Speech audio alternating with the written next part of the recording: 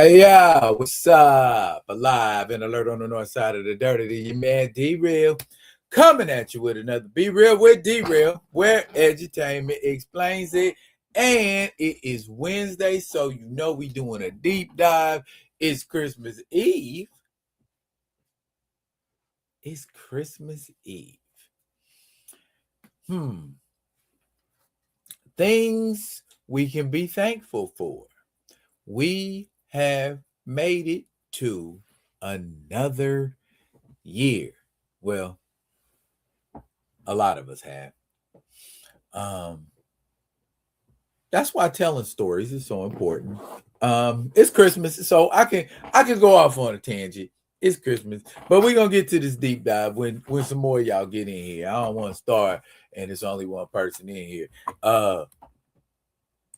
What up, Groovy? Thank you for pulling up, dog. Appreciate you always being here. Appreciate you always being here. This is what edutainment explains it, but having a thought just about everything that has gone on, not just politically, because I know that's forefronting a lot of people's mind right now, but also just environmentally, just the things that have gone on, the flooding, the earthquakes. These are the kinds of things, I don't want to get religious and whatnot, but say prophesized about. This is the reason, or one of the reasons, stories are necessary, because I think fictional things are inspired by factual occurrences or events. What if, earthquake, Pompeii, Katrina, most recently, and even more, there's been a couple of hurricanes, and we had like a really bad earthquake here back in 18.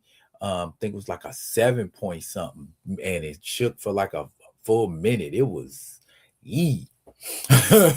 but imagine that kind of power in the hands of a human being or a humanoid being. Those are the stories that we tell in comics, or those are some of the stories that we tell in comics. What if not only aliens exist, they're walking among us, and it's so common that we have to create organizations here on Earth, hey Space Force, that govern either the alien race or protect the human race from these extraterrestrials. Those are the kind of stories that get told. You know what I mean? You have to be somebody who digs that kind of shit. You know what I mean? To get into this. I guess that's where the crux of this is. Why mess with it if it ain't something you're into? Just like Dave Chappelle said Diddy told him, in his recent comedy special. So, Dave, what are you into?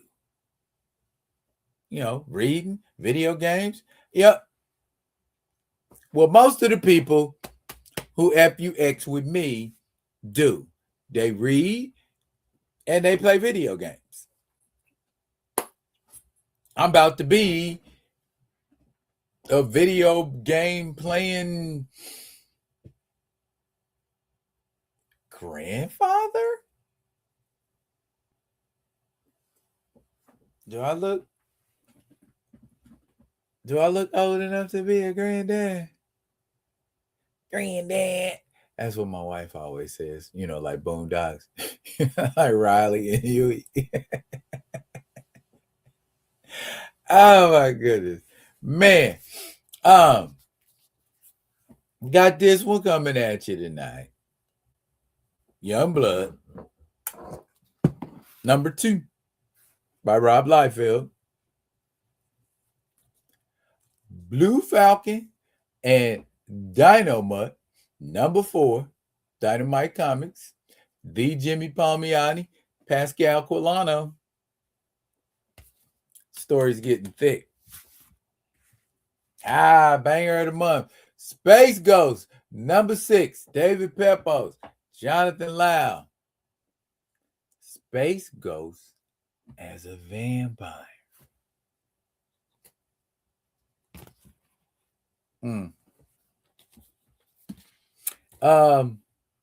Ray Fawkes and Russell Olsen, Phantom, number 3. We delve a little deeper into the Singh and Walker family history. A lot of meat on that bone. Speed Racer, number 5. This is the action-packed conclusion to the Great Alpine Race. Racer X, and that is a dope-ass cover. Bruh. Racer X with double Desert Eagles drawing down on them. Yeah, this was a pretty good book. Like I said, and if you follow my videos, Racer X and Speed Racer literally tell the same story from different perspectives. And I'm choosing to save the best for last. So we gonna get in here, get active here in a second. Give y'all a couple more minutes. Fall off up in here. And I don't know why I won't. Okay, there we go.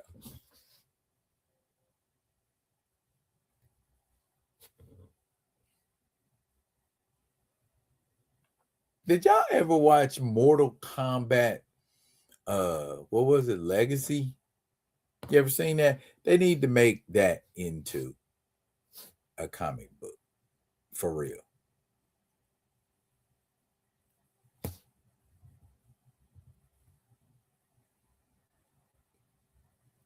Okay. I'm checking y'all checking me out. So y'all checking me out. Okay. Well, y'all keep on checking the brother out. You understand what I'm saying, baby bubba? I don't know what I was thinking. Y'all forgive me. I be doing things. This is live. This is live. This is what you get live. The video we in and out of there. But live, sometimes you gotta rock with you getting the 360 degrees of a brother. Matter of fact, I'm gonna do something real cool. All of y'all in here, y'all the only ones get to see this. Well, y'all get to see this live. Boom. Dark Star. And I don't know if you can see it from there, but that cracked faceplate, that looks like the face of a black man. And we all know there was only one real black man in the Dark Stars. That's right. John Stewart. See, edutainment is what I do. I'm trying to be entertaining and educate at the same time. Nobody ever wants to hear what I had to say around my house. So I got to pass the knowledge on to y'all. I mean, they want to hear what I had to say, but they don't want to hear what I had to say because I be having moments where I just go into these little tirades like I'm kind of doing right now. See, you only get this kind of stuff live, yo. You only get this kind of stuff live. And we only 10 minutes into this piece. Bruh. And I have showed you all the books, but I ain't talked about them. Okay. Because see, y'all gonna be mad y'all missed this one. You know what? Rest of you mugs just gonna have to catch it on the replay. Here's the deal. Youngblood, Rob Liefeld, penciled and written. And he inked it. You know what I'm saying? Last time we left them, they had got on this this big cruise liner called the Megalodon.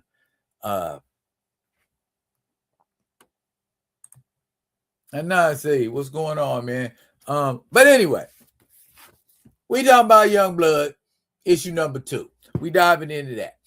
And like I said, I'm saving the best for last. You just stay tuned to the end. You're gonna be mad if you miss it because you definitely gonna want to get some feedback. Hint, hint.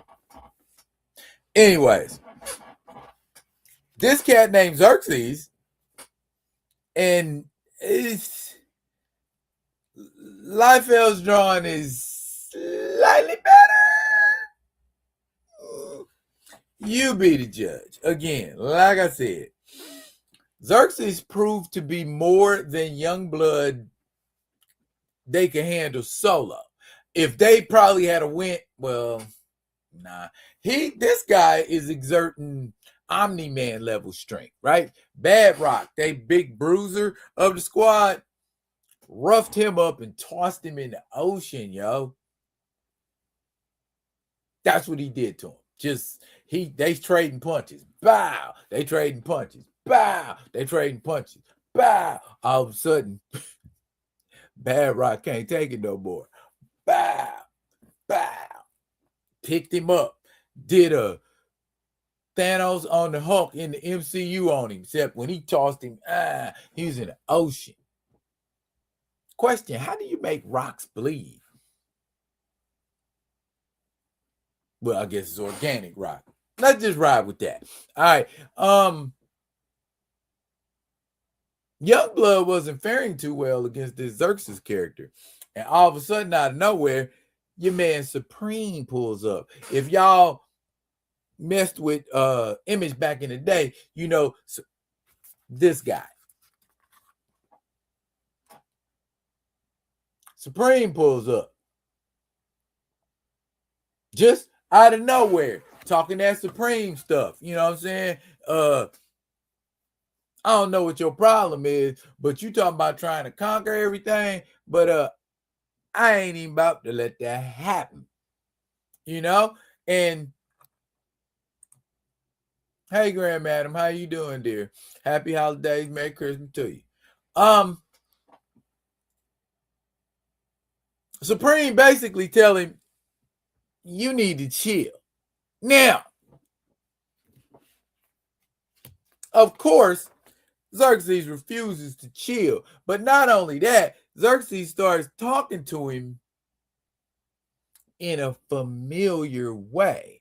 Like, my glorious destiny is mere moments from becoming reality. Join me on my journey of salvation. And, you know, Supreme talk that Supreme talk. You're a madman. Last chance to stand down or suffer the consequences. Your call. And Xerxes replies, I implore you, my old friend. Don't act shocked. Supreme used to be an a-hole back in the day. And you just have to go back and read that. But there was a time when Supreme wasn't this great hero. He was kind of like if Apocalypse decided to be a superhero, a good guy. So Him and Supreme basically know each other from a long time back. Is basically the crux of what's going on. They fight. Xerxes jumps off the deck of the boat.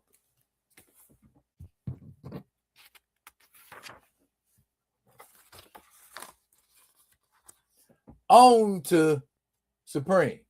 On him. He jumped. They like, oh, let's meet in glorious battle. This the line I ain't like. Nah, here what was it?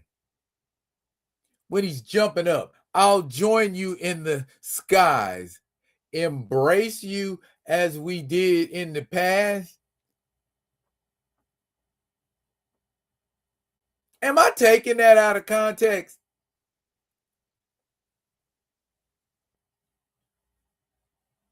I'm going to say that one more again. I'll join you in the skies, embrace you as we did in the past. Is that a fancy way of saying like embrace and lock up for battle? Or is he saying, let me embrace you? I don't know. I might be reading into it. But when he does, he bites him. He bites him. Now, I must say that is like 9 times out of 10 one of the most unexpected attacks to lead with. That's pretty feral, man. You know, and he jumps on him and he bites him. He said, but absent your heart, I'll take your life instead. Feast on your flesh. Where is the conqueror I swore my allegiance to? My passion still burns, Supreme.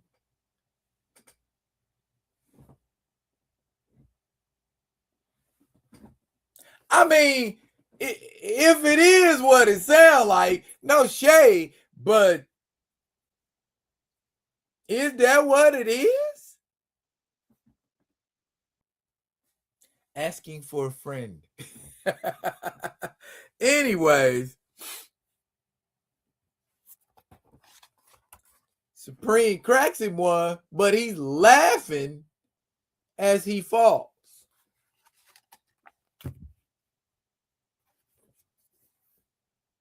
He's laughing as he falls. Hey, you know what, Anansi? That's the same shit I said. When I was reading, I'm like, because it was like embrace. Hold up, but then like my passion burns, absent your heart.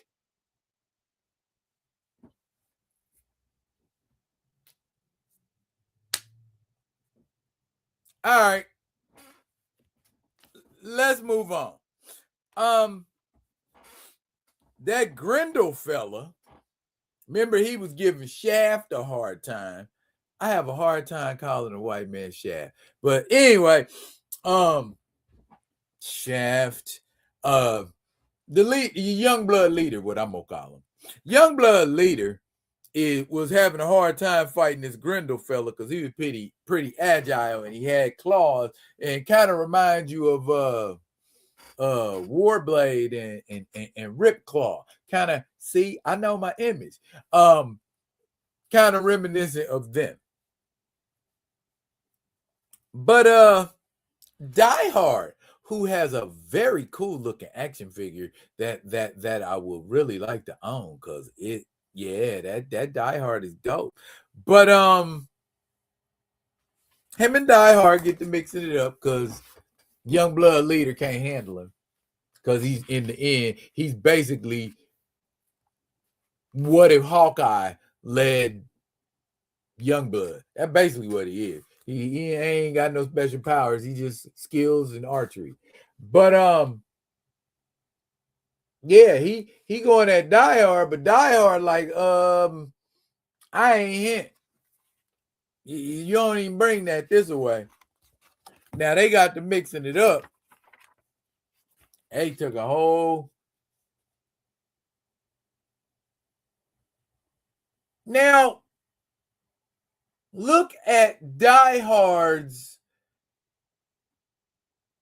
What is that? His right arm. Look at the fist. Look at the fist on the on that he's making with his right hand. Does it look like it's the same size as the left hand fist? Yeah. See, I'm watching you, Robert, and I see the slight flaws. Anyways,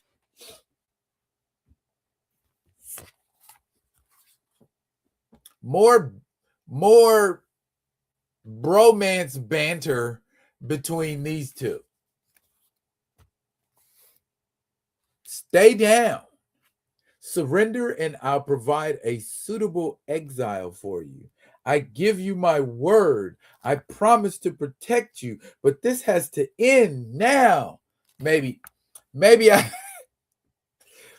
shouldn't have said that with that tender love and care. Maybe I should have said that a little harder. All right, let me see if it come out different when you say it harder. Surrender, and I'll give you a suitable exile for you. I give you my word. I promise to protect you, but this has to end now. Now I sound like I'm talking to a woman. I don't know. Man, am I reading? Just y'all tell me. Am I reading too hard?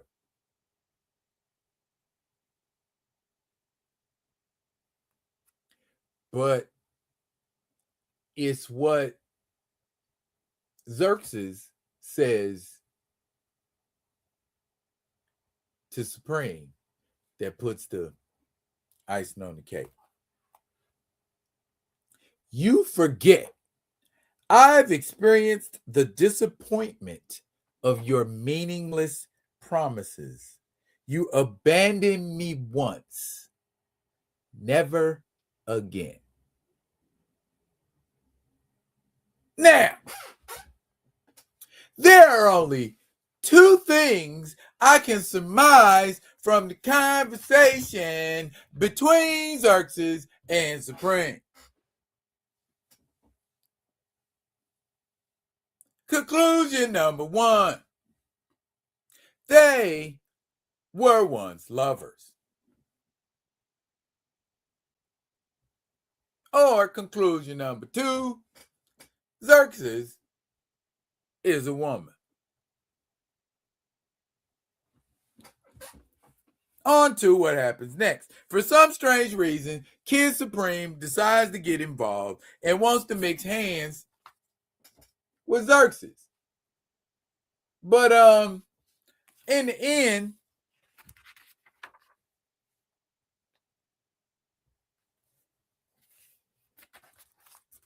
Suprema, that outfit, goodness gracious, why you up in the air flying with that on?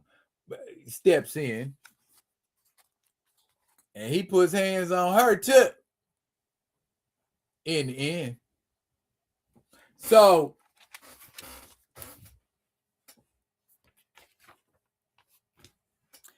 Xerxes is strong enough to take on Kid Supreme, Suprema, and Supreme. Who is this Xerxes? I ask. I have asked once, and I will ask again. Who is this Xerxes? Who is he? Where does he come from? And how is he taking on some of the most powerful beings the image universe has to offer? Then on top of that, got the dubious past jumping off. Meanwhile, Die Hard gets tired of Grendel and literally socks this motherfucker into orbit.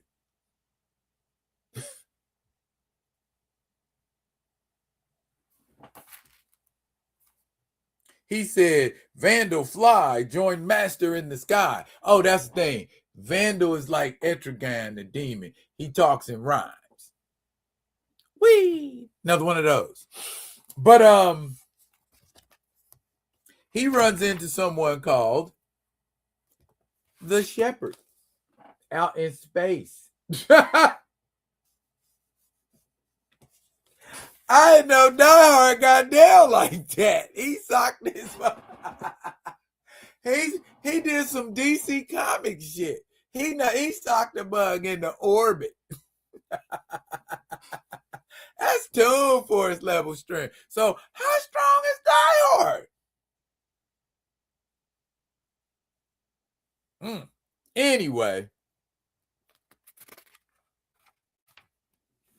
bottom line, inside of this boat, they got all of these people and they got them ensorcelled in some way. And I think they're like the human generators for the Megalodon, and Youngblood leader and Chapel and the Colonel are trying to find a way to free these people. Now, on top of all that, meanwhile, Bedrock is underwater. They like to do a lot of splash pages. Bedrock is underwater. He meets this Ramor looking type character. I mean, y'all tell me. That cat right there. He ain't biting Ramor.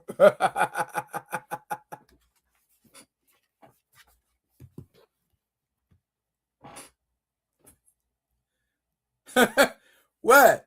And then that's when we get to see Battlestone. Well, we get to see him in like one frame or a different incarnation of him, but we know that's him from the skull that be on his dome piece. I know he used to have the white hair with the long ponytails, but yeah, same Battlestone.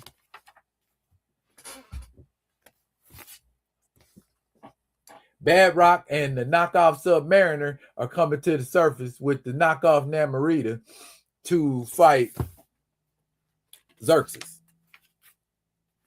And they're going to be getting some help from Battlestone and Brigade. Hot diggity. So the next issue after this should be a banger. That's about as deep as I care to go. I didn't really get too much out of it other than I see that the art is about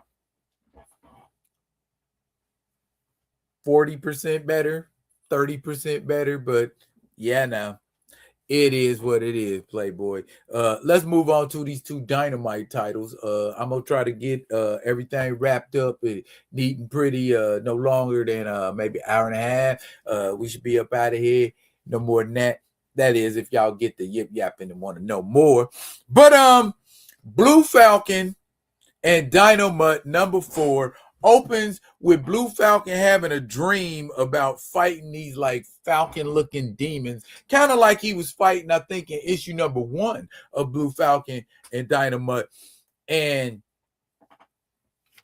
this time he's fighting them with Dynamite.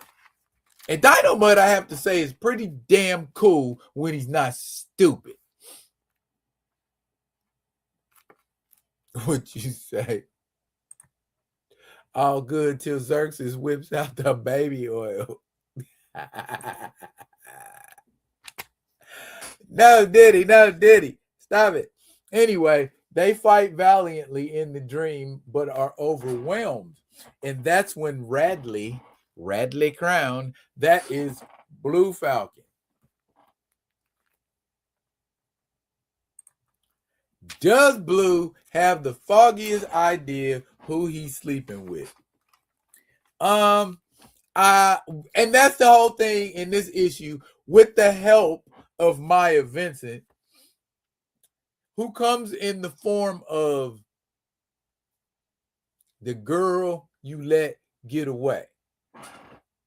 That's who Maya Vincent, that's the energy I get off of Maya Vincent, because they used to have a relationship, but she like, shit, I'm a whole doctor. I ain't got time to be chasing behind superheroes. I got people to deal with. So let that one slip between his fingers, because taking care of Big City was more important than taking care of Maya. On to the story. Maya and Dynamite are by his side when he wakes up in his apartment. And now, after waking up in his apartment, he a little woozy, but he's able to sit up and talk to them. And he's talking about he wants to get his suit, and he want to go get that Cully character so he can put hands on him. But Dynamite's telling him, you still healing. You need to, kind of kick back, chill for a second. And so Maya brings up the fact that Violet Valentine took your belt. Now, why does she need to take your belt? That's very strange to me. And I get strange vibes of Violet Valentine. So Dynamite has the capability of tracking the suit. So Dynamite tells Maya where the suit is. I mean, the belt. Excuse me, the belt. Tells Maya where the belt is. We gonna follow you in a little bit. The zoo. Where else would Beast Woman be at except the zoo? So she's in the lion's den doing a deal with these gangsters to sell them the belt. One of these cats wants to try to belt out, right? This is what I love about criminals. And this is a little more grown than the Dynamite you used to deal with. Now, there's one frame here. He uses the belt, falls into the lion's den, and the lions eat his ass.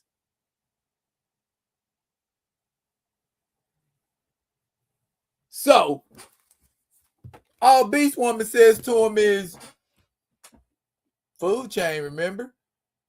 The lions ain't gonna mess with the belt. Y'all can go and get the belt after the lions have had their fill. I'm like, she is a criminal. Money is traded. They get what they want. And she goes to slipping out of her Beast Woman outfit, and Maya's in the window watching her. And she's like, oh, snap.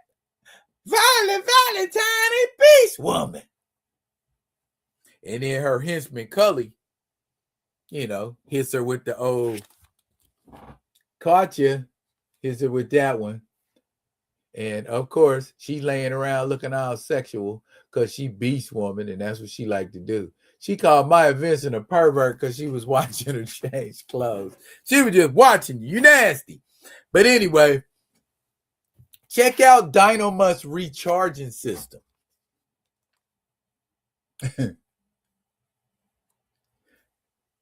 It looks like him. Anyway, Dynamite and Blue Falcon have a moment. But while he was sleeping, Dynamite, they got 2 new flight belts. So they're flying into action. And he even calls him BF, like in the cartoon, but he's more like a robot than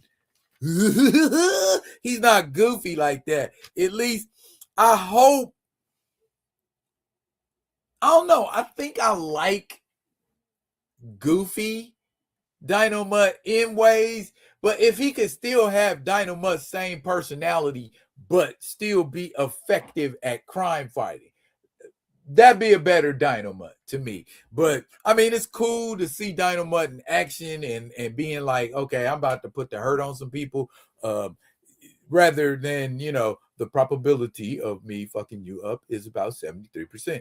You know what I'm saying? And so it's like, that's cool too. I like my Terminator vibes, but I don't know. I guess I'm still on the fence about, how maybe I want Dynamite to be, but I'm not upset. Because he even like takes a shape when he's flying, bro, and he gets more aerodynamic. You see what I'm saying? That's cool. He basically kind of gets rocket shape.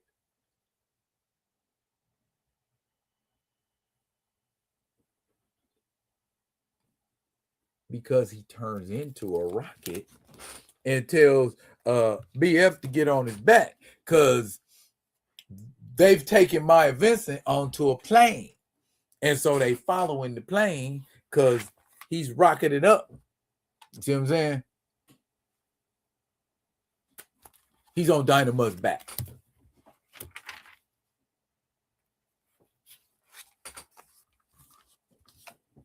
Use the old extendo arms there.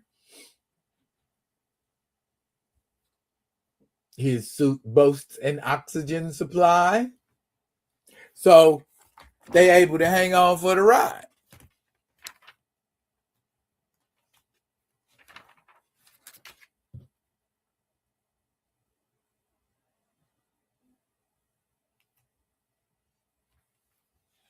And they eventually end up in the jungle. See, jeeps and things.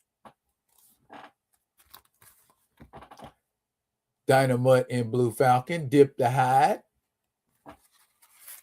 not knowing the entire time they've been led into a trap. Nah. So that's some straight comic book stuff right there. I mean, that sounds like, what's going to happen next for Blue Falcon? Remember that voice in between episodes? Like, ooh, what's going to happen? Find out next episode. Yeah. Piece of trivia for you. Besides the look, what do Space Ghost and Blue Falcon have in common? If you guessed, they were once voiced by the same person, Gary Owens, who was also the host of Laugh-In. If you don't know what Laugh-In is, that's okay. That means you're not Gen X. Or a baby boomer. Anyway, Space Ghost. Number 6, David Pepos. I must say, if you have tuned in tonight or plan on watching this, you put your foot in it in this comic book. Space vampires, y'all. I think I recall an episode of Space Stars, the Space Ghost segment, having a episode about space vampires. I don't know if that's exactly what it was, but yeah. This story opens in Eclipse Sector 00Z4, and Space Ghost and Jan and Jace are responding to a signal they lost on one of their space stations. And Space Ghost and the kids go to investigate and are immediately, and I mean immediately, they got attacked in a damn airlock. Vampires. And damn it, they got Space Ghost. Yeah, they got his ass. And he immediately took his power bands off. Here, kids, take my power bands. I'm getting ready to turn to a vampire. Hurry up. That's basically what it was. And told him, get out of here. And this is a cool ass picture. He ain't Space Ghost. He's Space Vampire. Ooh, that's a cool picture. So, as we all know from vampire lore, if there are a group of vampires, there got to be a vampire leader, right? right. Wait till you see how this mug look. Bruh. That's the leader, bruh. He got one big ass tooth. What kind of snaggletooth shit? My man, like, long as I got two that sharp, I don't care where they at.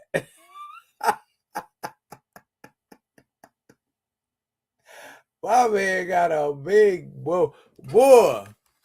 Call him Count Sabretooth. Anyway, yeah, Space Ghost got to bend the knee to and they never said what his name is, man. He just, I'm the one-tooth vampire.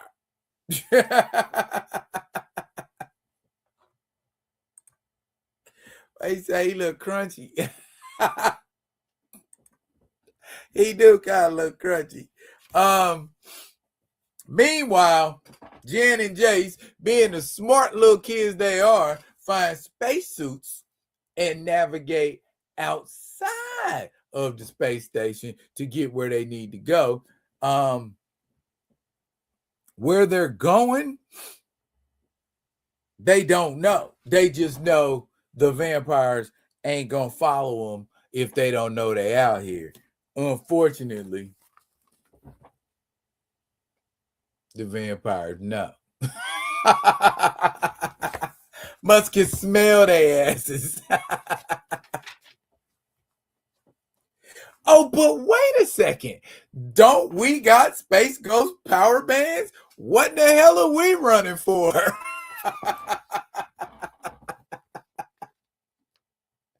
Shoot their asses.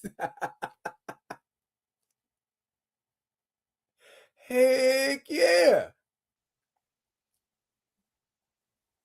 And that's how they discover you can solar energy hurts them. So let's take care of the solar array so the light hits the station and burns the vampire off. Because that's what it looked like. Like he burning the vampire off of my man. Take that. Anyway, long story short, they handling that in a major way. And they like, yeah, we handling business until Space Ghosts come out the dark all scary and shit. And starts chasing their asses. Now, bottom line, it turns out to be one of them things where they fight him and he gets them where he wants them.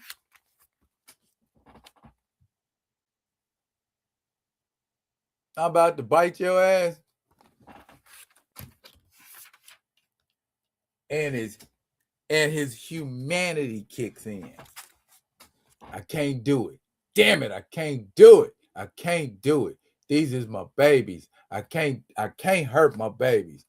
They ain't his babies, but they his babies. You know what I'm saying? And so on some deep, guttural level, he was like, nah, that's how he feel about him. Meanwhile, Count One Tooth is like, such a disappointment.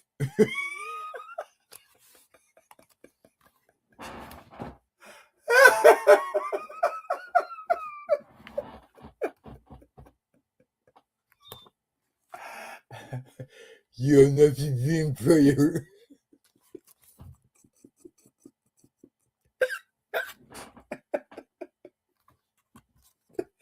Let's get on with this damn story.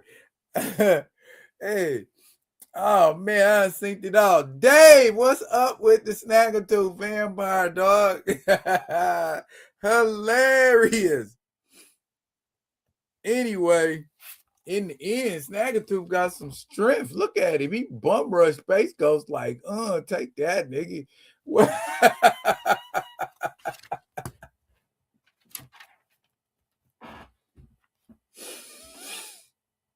And now you know what happened? They got to fighting, right? And he handling Space Ghost, right?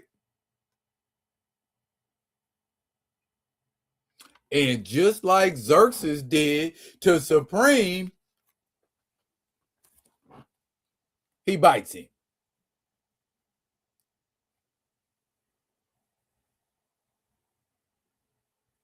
Go Space Ghost. Go Space Ghost. Bite that the back. Ain't that what my mama, if they bite you, you bite them back. That's precisely what he did. And sucked him out the airlock in Eclipse Sector, where no one will find him in this sector for 1,000,000 years. Damn. See, this ain't your mama's Space Ghost. Goodness gracious. We exiling you for 1,000,000 years is how that story ends. Next issue, Space Ghost faces the Antimatter Man. And while I'm thinking about it, little side announcement. Call your comic shops and tell them ahead of time you want to get Thundar the Barbarian, issue number 1, coming out in January. You know what? You are reading that correctly. You are reading that correctly. Jason Aaron. Yes, Jason Aaron will be doing Thundar the Barbarian. You're welcome. Merry Christmas. Phantom number 6. We rolling. Where we at? About 47 minutes. Phantom number 3. We rolling. Now, when we left Kit Walker, now this is where a lot of T'Challa's origin story is plucked from. Okay? His father did get killed by his enemy. And Kit Walker does take revenge for his father being killed by the Singh Brotherhood.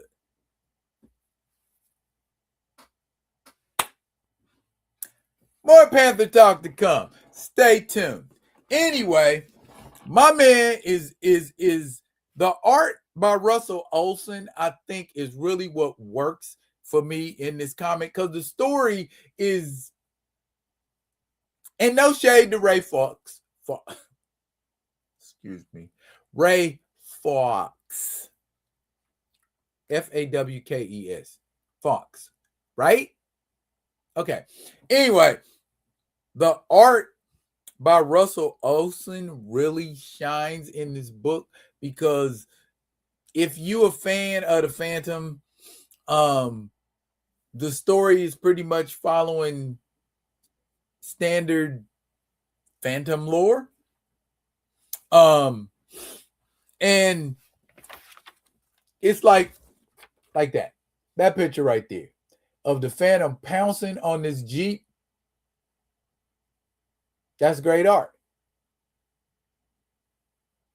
And notice the foreshortening, Rob Liefeld. Anyway, he's dipping and diving, acrobatic on the Jeep. People are seeing him, right? But shit happens to him when they do see him. So his whole goal is he's trying to maintain the air of being a mysterious force as opposed to being an actual corporeal being. Criminals are superstitious and cowardly lot. I guess Batman ain't the only one who knew that. So we take advantage of what they're afraid of. They're superstitious, so we're going to take advantage of that superstition. He's also trying to save himself. Somebody pulls a gun, shoots at him, shoots medication. Uh-oh, that could be bad.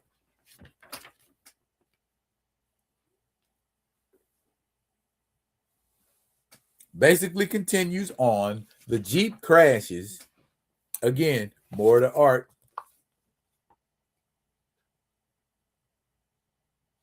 Notice how when they're in the air, the goon is just flailing in the air while, the Phantom's like, I've been in the air before. Ain't no thing. Because he lands and he's fine. But my man's like, oh, I think I broke my arm. Yeah, because you don't know how to flip like the Phantom. And this is the first time we see the mark of the Phantom with the Phantom ring.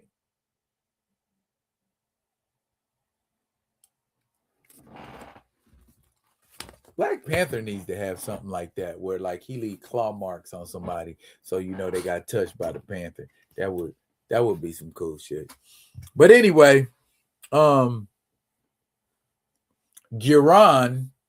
the son of the chief, and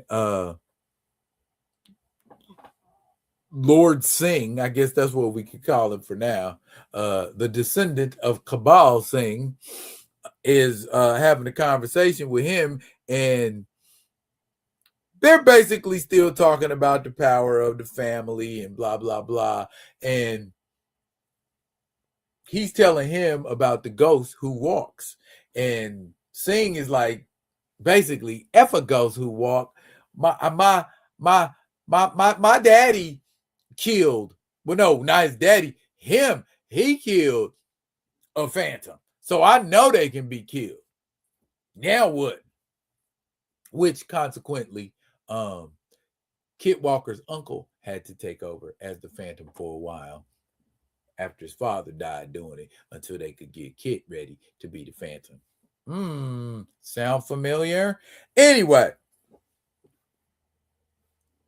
basically, Singh is letting him know, I'm about to go out and prove to you that this Joker is a man. Me and my men is going to take him out. Meanwhile, his men are coming back to him with stories about, oh, we got knocked out by this, and oh, we got beat by that, and oh, we got, basically, that's the whole of the comic. Meanwhile, Giran escapes and goes and finds his people. The Phantom finds the medication that he used in that thing to shoot. Some of that medication was to help the chief, because remember, the chief is sick. Now, the Phantom is doing his thing, getting back to the village. Now, Singh done took everybody in the village, gathered them up, put them in a hut, and got one of his men ready to throw a Molotov cocktail into that joint. So it's either the Phantom's got to show in some way, shape, or form that he's human, or they get burnt up. To be continued. And I think the art says so much without you having to say a lot of words. That's a situation that's bad, and the Phantom is trying to come out of the shadows to protect or deflect or something of that nature. So it's just like the Phantom comic strip that I used to read as a shorty in the newspaper. Especially on Sundays when it came in color and you could see the Phantom in his purple with his little striped drawers outside, which I still don't know how I feel about that. Anyway, we done our dynamites. And so now we are on to our Man Cave Speed Racer. Number 5. Now, here's what I'm going to do and kill 2 birds with 1 stone.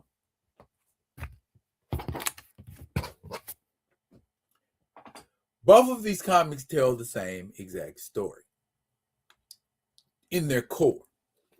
However, there are some details that are different in one of the books, and there are other details that are enhanced. Like, for instance, basically, both of these stories tell you about the Alpine race that Speed and Racer X are in. Okay.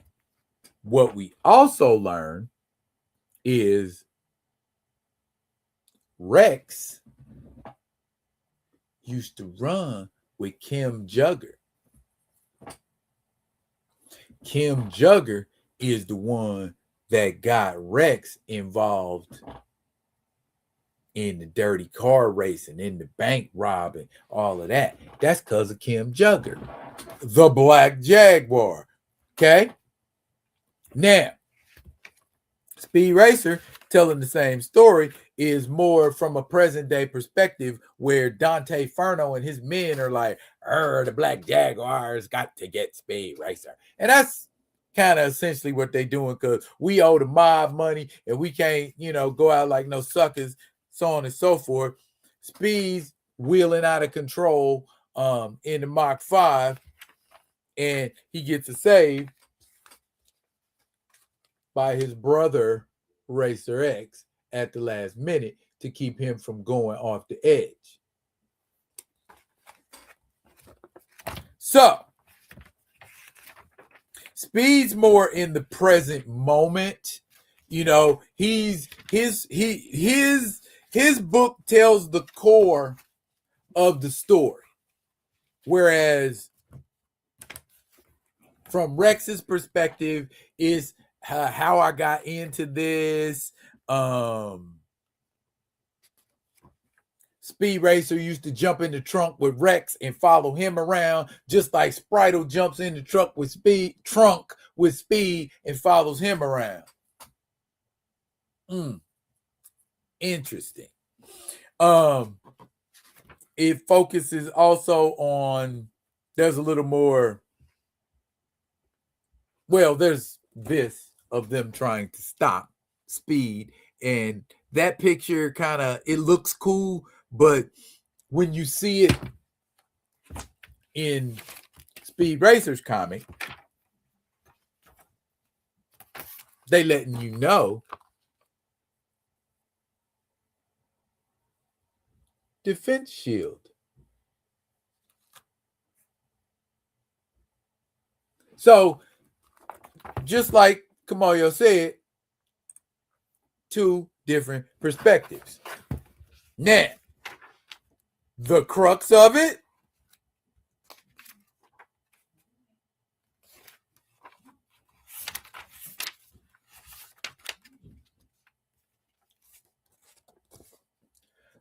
the Black Jaguar's vehicle ends up cut in half by Speed Racer's blades. That's how they got rid of the Black Jaguar. You see what I'm saying?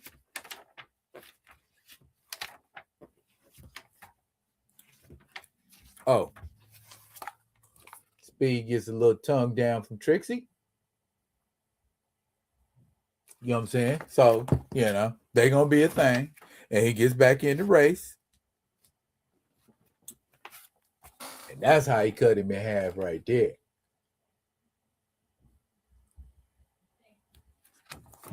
So, bottom line, that's your man Kim Jugger taken out by getting his car ripped up.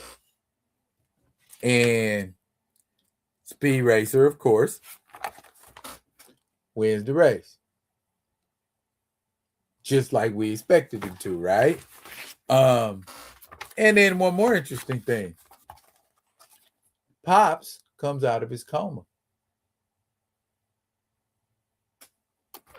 Yikes.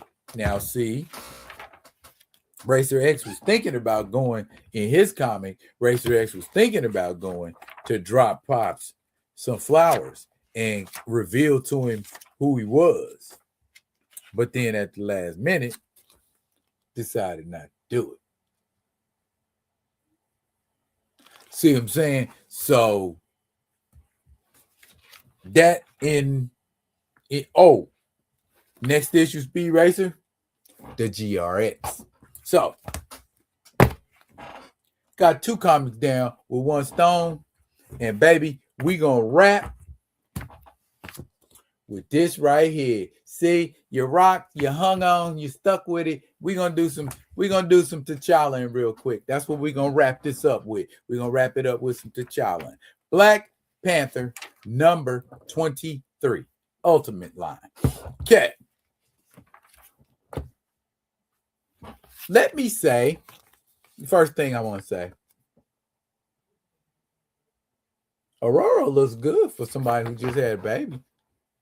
Wow. Baby fat dropped off quick, didn't it? Bottom line, what is this man expecting to happen with him and Aurora after all of this is over? You talk to your wife. What was she gonna become a concubine? She gonna be a side piece? She gonna go away? What's really gonna be happening with that? That's my first question. My second question: is this how we do the Sorcerer Supreme? In the 6160? Damn. Is that what we doing? Okay. And young T'Challa there, she's saying that ain't her child, but the child came out of her womb. I'm not understanding. How is it not your child? I mean, maybe you saying I disown it. Say that then, but don't say that ain't my child. It's your child. You had it. It came out of you. That's your child. So, bottom line, it grew to adulthood. And it's the one that did that to a 9. So, probably don't want to fuck with it on the astral plane. But another cool thing, T'Challa's got a mech. And the mech gets wrecked. Did I rhyme that? Yes, I did. The mech got wrecked. Now, at the moment this thing explodes, Baz appears to T'Challa and tells him, hear me and let my strength guide you. So that alone tells us he ain't dead. But how we going to end this book? How we planning on ending this book? Are we ending this book with a bang, a boom, or a, and how is this child going to go down in canon? Think about it. Are we now going to say in some universe that the Black Panther had a son?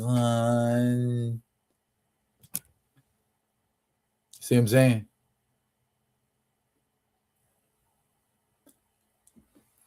Y'all read the book. Thoughts. Share them with me. That it will be your gift to me.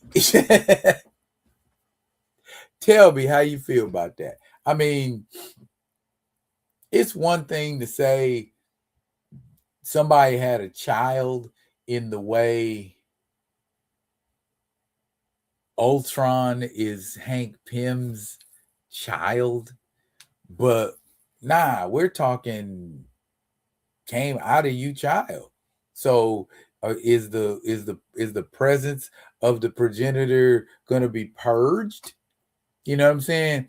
And in my mind, it feels like it's a story that could have stretched out for a couple more issues, and it didn't. You know what I'm saying? So it's like this is also abrupt. You can tell from the aging to the, you know what I'm saying? It's all with the presence of Bast and all of it's so abrupt. You know what I mean? And the bigger question is, why are we again dealing with a short ass run? Again.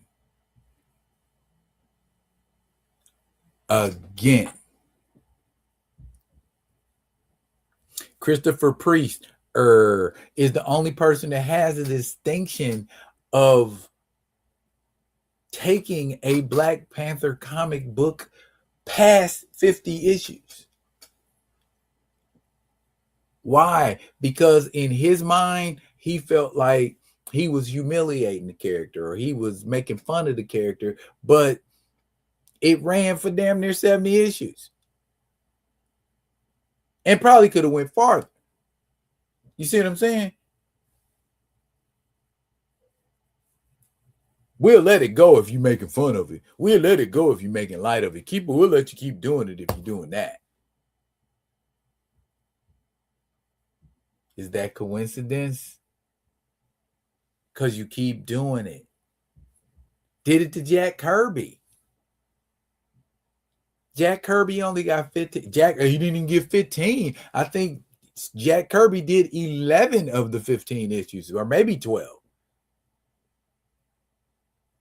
Somebody else took over the right now. I know Jerry Bingham took over the chores. So yeah. It's what I've been saying. Give the man an ongoing. Why won't y'all let him have an ongoing? Because all of this 10 and done, 12 and done, 15 and done, 12 and done, it ain't a good look. You know what I'm saying? And as hard as we wrote in to Eve Ewing's run, all of that talk we did, they ain't even listen to it. You had all them people in them letter pages going off. You had all of them people, writing into you, telling you, hey, do this, do that, do this, do that. Eve Ewing doing this, Eve Ewing doing that. 10.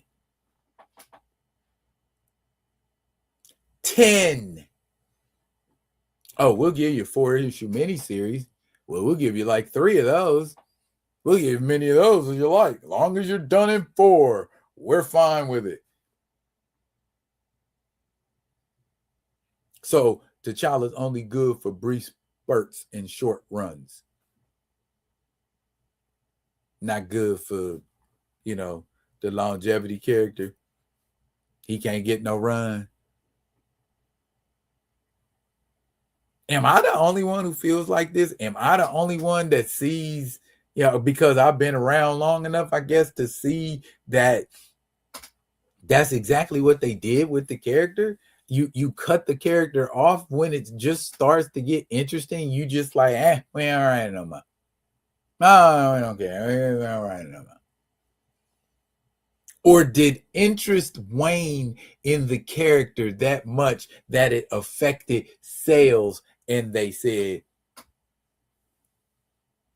was that the case with any of those runs? Some of those runs? All of those runs? None of them?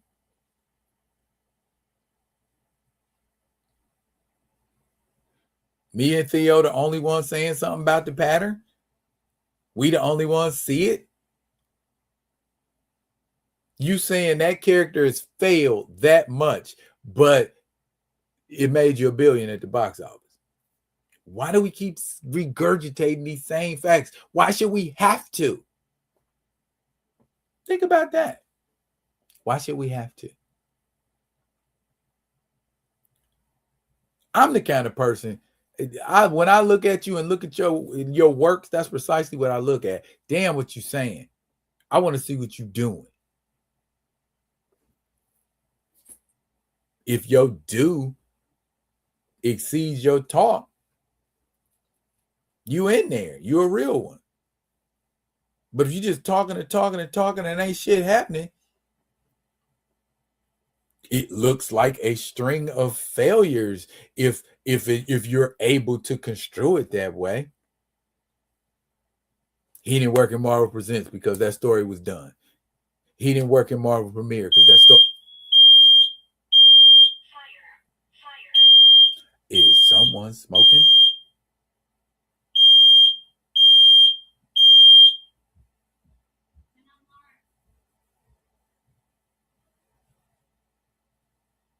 Anyway, I don't know what that was. Anywho,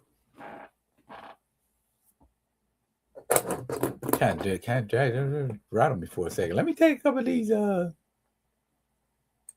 comments. T'Challa must be getting pulled into the main.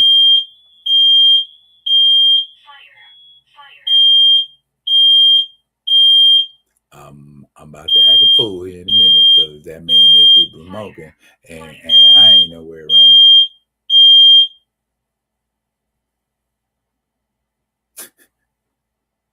Anyway. Yeah, that's how I feel about it. Not a coincidence, it's a pattern. We know it's to hold them back, to hold us back. Yeah, makes sense. Yeah. Exactly. So I must have poked the universe somewhere very prominent. Real quick announcement. Tomorrow is December 25th.